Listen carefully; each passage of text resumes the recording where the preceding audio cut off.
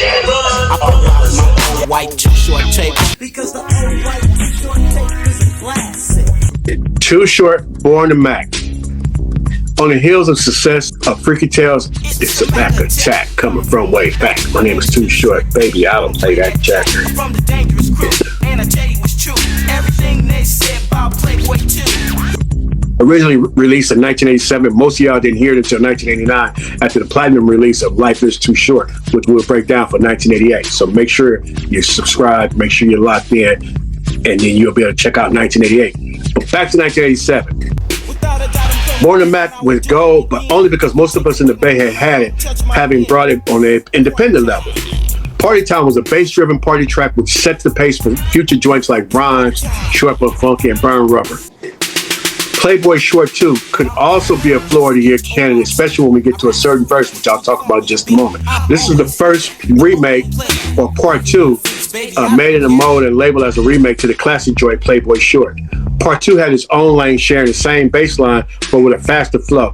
Now, there's no foundational truth to the rumor I started, so let me start off with this fact. There are 4 rappers that you don't want no smoke with. Maybe 5. 50 Cent, Scarface, Ice Cube, Kendrick Lamar, and Too Short. People don't realize he's been clowning dudes for years in his music and just ain't said no names. Now, listen to this right here.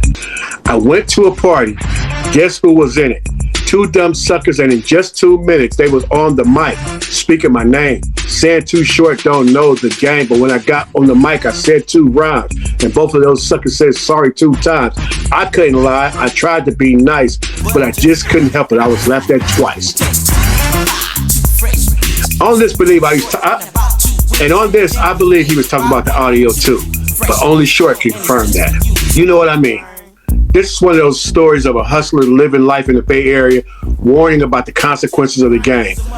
Jails in verse 1, drug abuse in verse 2, and then he just starts clowning on verse 3, just talking about everyday life, in the life, Oakland, California.